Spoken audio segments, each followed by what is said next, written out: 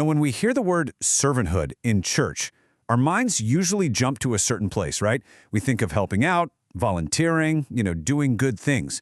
We tend to see it as something we do.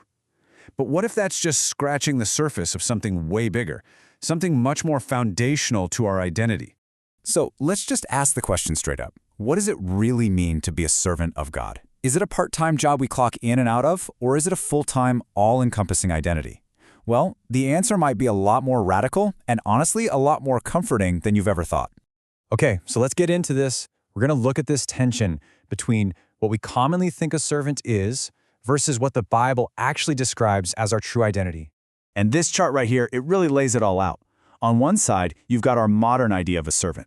A servant helps. They choose when and how they're going to act. It's kind of a part-time thing. And at the end of the day, they're still their own boss. But look at the other side. The biblical picture is of a slave. A slave doesn't just help, they belong. They are owned. It's a full-time identity, and it means submitting to a higher authority. See the difference? It's not just about what we do, it's about who we belong to. So where does this pretty intense idea come from? Well, it comes straight from the original language of the New Testament. And believe it or not, there's one single word that pretty much unlocks this entire concept. And that word is doulos. In the Greek, this is the word the New Testament authors used over and over again to describe their relationship to Jesus. Now, it doesn't mean helper, it doesn't mean assistant, it means slave, a bondservant, someone whose will is totally, completely subject to their master. It's a really precise and powerful word choice. And check this out, the Apostle Paul. This guy is one of the most important figures in the entire Bible.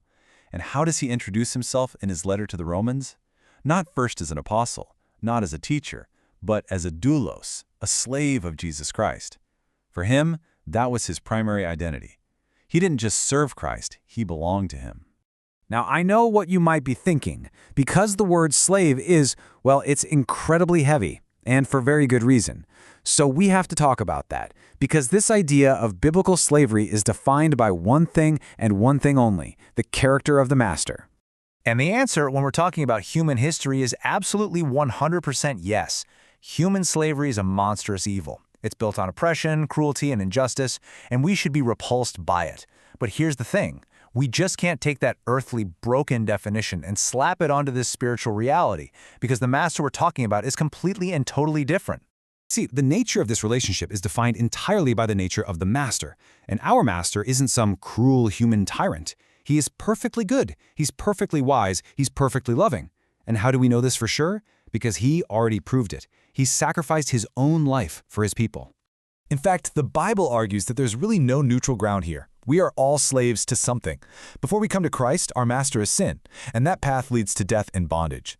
But the gospel offers this incredible transfer of ownership.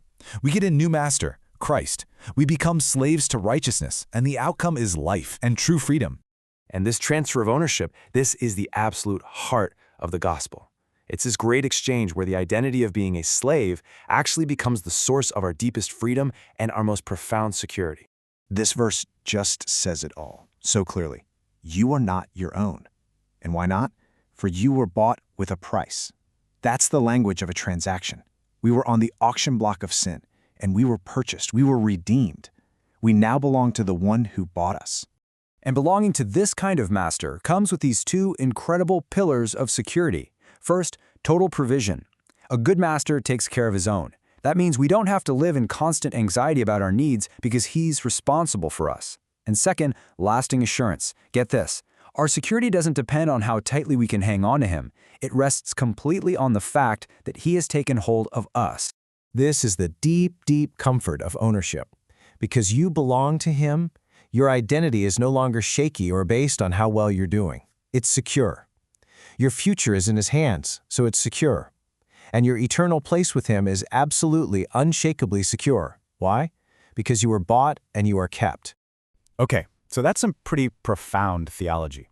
But how do we get this from just being head knowledge to being a heart reality? How do we actually live day to day as a doulos? Well, it all starts on the inside. It begins in our minds, when we really start to grasp this truth. I am not my own. And as that understanding sinks in, it starts to shape our affections, our hearts. We grow in love for the one who loved us first. And then, from that love, our will is transformed.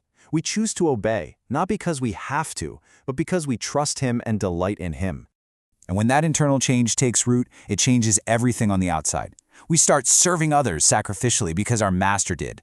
We obey even when it's tough because we trust His wisdom over our own. We can actually live without that constant gnawing anxiety because we trust His provision. We pursue humility, knowing our true position. And we act faithfully, not to get noticed, but because we're living for an audience of one. So let's just pull it all together. What is true biblical servanthood? It's living as a willing slave of Christ. It means knowing you are bought by His blood, that you belong to Him completely. It's resting in His provision, feeling secure in His ownership, and joyfully submitting every single part of your life to His good and loving lordship. And really, this is the thought to hold on to. There's no reason to fear this identity of belonging. Why? Because the one who owns us is the very same one who bought us, the one who provides for us, and the one who will keep us secure forever.